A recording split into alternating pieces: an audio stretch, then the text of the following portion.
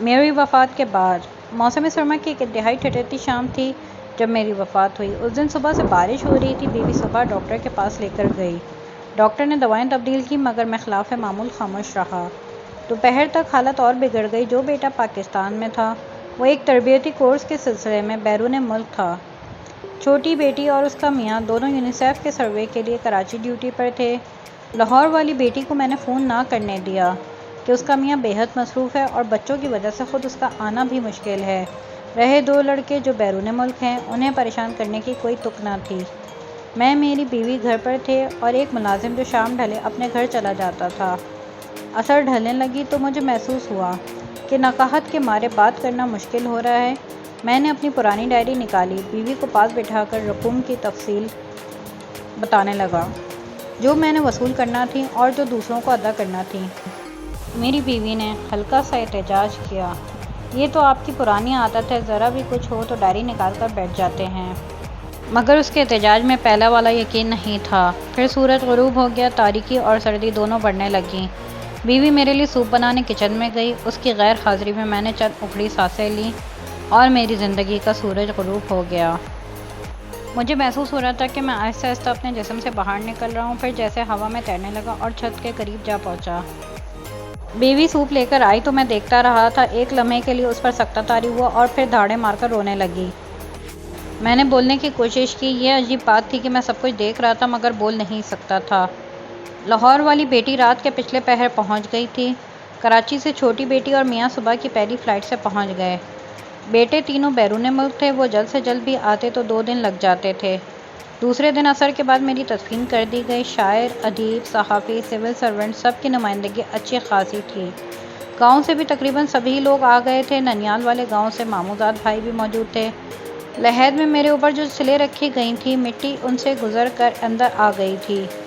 بائیں پاؤں کا انگوٹھا جو آرتھرائٹس کے شکار تھا، مٹی کے بوجھ سے درد کر رہا تھا۔ پھر ایک عجیب کیفیت طاری ہو گئی۔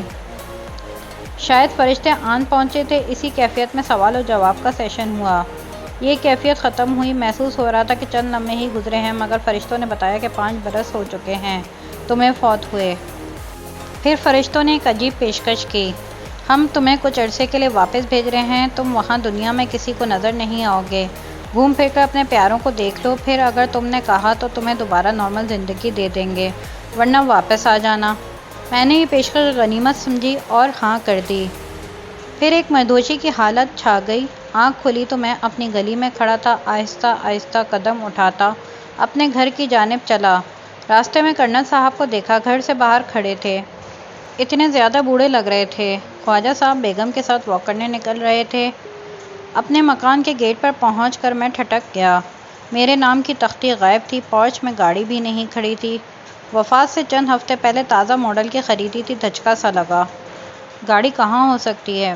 بچوں کے پاس تو اپنی گاڑیاں تھیں، تو پھر میری بیوی جو اب بیوہ تھی کیا گاڑی کے بغیر تھی؟ دروازہ کھلا تھا۔ میں سب سے پہلے سیڑھیاں چڑھ کر اوپر اپنی لائبریری میں گیا۔ یہ کیا کتابیں تھیں، نہ الماریاں، رائٹنگ ٹیبل، اس کے ساتھ والی مہنگی کرسی، صوفہ، اعلیٰ مرکزی ملازمت کے دوران جو شیلڈیں اور یادگاریں مجھے ملی تھیں اور الماریوں کے اوپر سجا کر رکھی تھیں، بے شمار فوٹو البم، کچھ بھی تو وہاں نہ تھا۔ مجھے فارسی کی قیمتی ایران سے چھپی ہوئی کتابیں یاد آئیں، دادا جان کے چھوڑے ہوئے قیمتی قلمی نسخے، گلستان سعدی کا نادر نسخہ جو سونے کے پانی سے لکھا ہوا تھا اور دھوپ میں اور چھاؤں میں الگ الگ رنگ کی لکھائی آتا تھا۔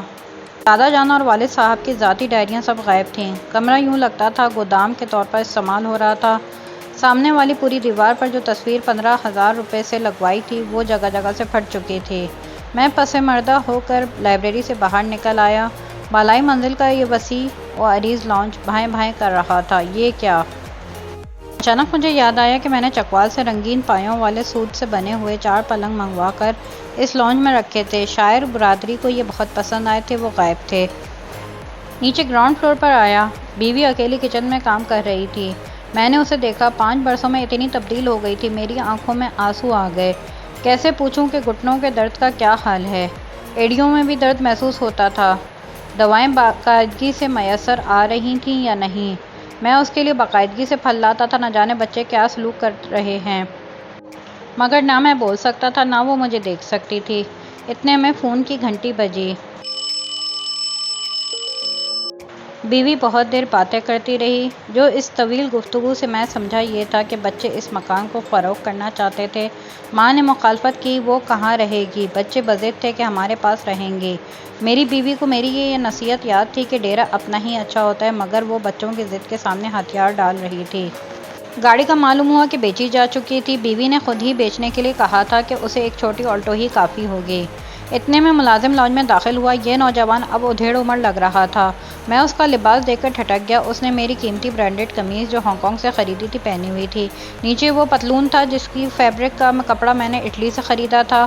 اچھا تو میرے بیش بہا ملبوسات ملازموں میں تقسیم ہو چکے تھے۔ میں ایک سال لوگوں کی نگاہوں سے غائب رہ کر سب کو دیکھتا رہا۔ ایک بیٹے بیٹی کے گھر جا کر ان کی باتیں سنی۔ کبھی کبھار ہی ابا مرحوم کا یعنی میرا ذکر آتا، وہ بھی سرسری سا۔ ہاں زینب میری نواسی اکثر نانا ابو کا تذکرہ کرتی۔